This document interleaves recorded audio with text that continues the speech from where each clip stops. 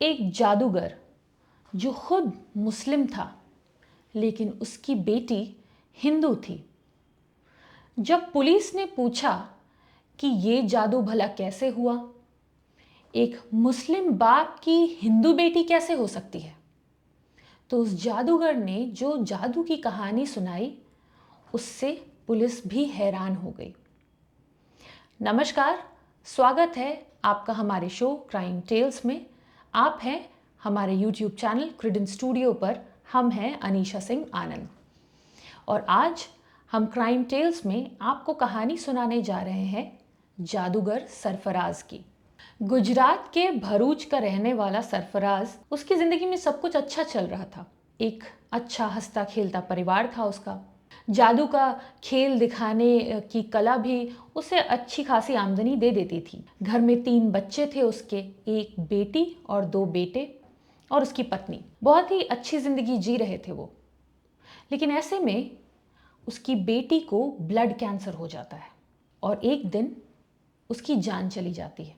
उस छोटी सी बच्ची के अचानक यूं मौत के बाद घर में मातम सा छा जाता है। उसके जाने के बाद दोनों ही भाई गहरे सदमे में चले गए और दोनों ही डिप्रेस्ड हो गए। बहुत कोशिशों के बावजूद भी वो अपनी नॉर्मल लाइफ में नहीं आ पा रहे थे और एक दिन उन दोनों ने अपनी जान ले ली। एक के बाद एक तीनों बच्चों की मौत के बाद सरफराज की पत्नी भी एक गहरे सदमे में चली गई और कुछ दिनों बाद उसने भी अपनी जान दे दी। एक ही झटके में सरफराज का पूरा परिवार खत्म हो गया। सरफराज इस दुख से निकल ही नहीं पा रहा था। इस दुख से निकलने के लिए उसे कोई चारा ही नहीं समझ में आ रहा था। दिन तो बीतते गए लेकिन सरफराज का दुख कम होता नजर नहीं आ रहा था। उसने अपने आप को अपने काम में डुबो रखा था।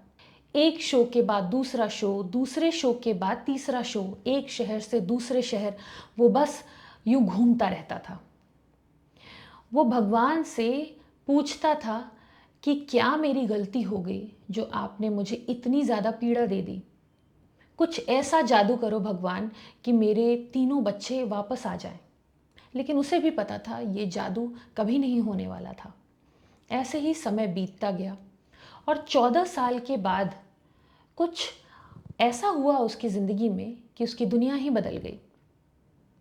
एक दिन 2 छोटे बच्चे, 2 भाई बहन इसके घर पर पहुंच जाते हैं। वो दोनों बच्चे सरफराज को कहते हैं कि सरफराज चाचा, अब हम आपके साथ ही रहेंगे और जादू सीखेंगे। आप हमें जादू सिखाइए। सरफराज उन दोनों बच्चों को जानता था।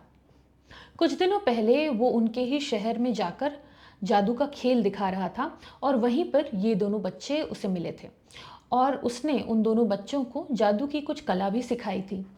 लेकिन इस बार वो दोनों बच्चे अपने घर से भागकर उसके पास आ गए थे। सरफराज उन्हें बहुत समझाता है कि तुम दोनों अपने घर चले जाओ। वो नहीं मानते। वो उनसे कहता है कि तुम अपने पेरेंट्स का नंबर दो, मैं उनसे बात करूँगा। लेकिन वो लोग फिर भी नहीं मानते। इधर उन दोनों बच्चों के माँ बाप बच्चों के लिए परेशान थे। वो पुलिस में जाते हैं और गुमशुदगी की रिपोर्ट लिखाते हैं। पुलिस हरकत में आती है और उन दोनों बच्चों को ट्रेस करते करते पुलिस सरफराज तक पहुंचती है। लेकिन सरफराज के घर में उनको 2 नहीं 3 बच्चे मिलते हैं। ये 2 बच्चे जो अपने घर से भाग कर आए थे, उसके अलावा उनके घर में एक और बच्ची मिलती है, 18 साल की मुन्नी उर्फ वर्षा पटेल। पुलिस सरफराज से पूछती है कि ये लड़की कौन है, तो सरफराज कहता है कि ये लड़की मेरी बेटी है। पुलिस पूछती है ऐसा कैसे, तुम तो मुस्लिम हो और ये तो बच्ची हिंदू है। तो सरफराज एक कहानी बताता है। वो बताता है कि आज से 14 साल पहले वो एक शो के लिए, एक जादू के शो के लिए मध्य प्रदेश गया था। वहाँ से लौटते समय मध्य प्रदेश के इटारसी स्टेशन पर उसे ये छोटी सी बच्ची अबैंडन्ड मिली थी। वो समय महज 5 साल की थी। वो बच्ची स्टेशन पे प्लेटफॉर्म पर रो रही थी, बिलख रही थी। सरफराज उस बच्ची के पास जाता है, बोलता है कि तुम्हारे माता पिता कहाँ हैं, तुम्हारा नाम क्या है। तो वो बच्ची बताती है कि उसका नाम वर्षा पटेल है। लेकिन उसके अलावा वो और कुछ खास जानकारी नहीं दे पाती सरफराज को। पहले तो सरफराज ये सोच के इस इंटेंशन से उस बच्ची को अपने साथ ले आता है कि वो पुलिस में उस बच्ची को सौंप देगा, लेकिन उस बच्ची को गोद में उठाते ही उसे एहसास होता है कि शायद उसकी मरी हुई बच्ची उसकी ज़िंदगी में वापस आ गई है। उसके साथ एक जादू ऊपर वाले ने कर दिया है, इसलिए उसका मन बदल जाता है और वो उस बच्ची को अपने साथ ही रख लेता है। उस बच्ची को वो ढेर सारा प्यार देकर पाल पोस कर बड़ा कर रहा होता है और उसने उस बच्ची का नाम मुन्नी रख दिया होता है। लेकिन मुन्नी अब भी अपनी असल आइडेंटिटी जानती थी। वो जानती थी कि उसका असली नाम वर्षा पटेल है। पुलिस को जब ये कहानी पता चलती है तो उन्हें पता होता है कि मुन्नी का यानी कि वर्षा पटेल का सरफराज के साथ होना इलीगल है। तो वो मुन्नी को अपनी कस्टडी में लेते हैं और भरूच के विमेंस प्रोटेक्शन सेल में भेज देते हैं और इधर सरफराज की गिरफ्तारी हो जाती है।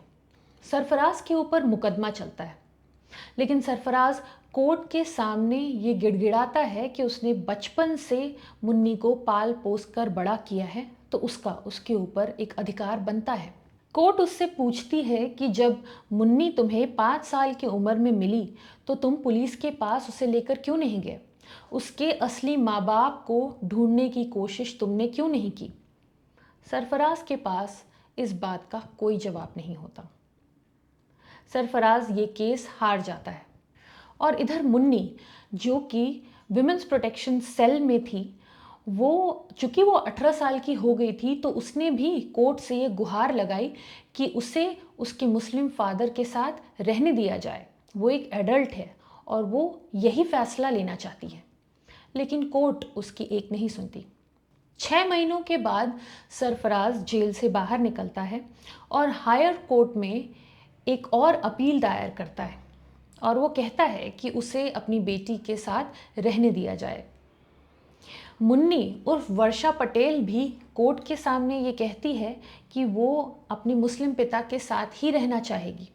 वो उसे ही अपना पिता मानती है।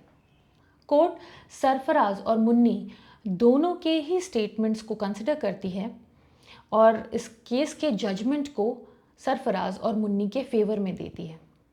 सरफराज और मुन्नी अब एक साथ हैं और दोनों ही एक साथ बहुत खुश हैं। सरफराज के साथ सच में ऊपर वाले ने एक जादू कर दिया।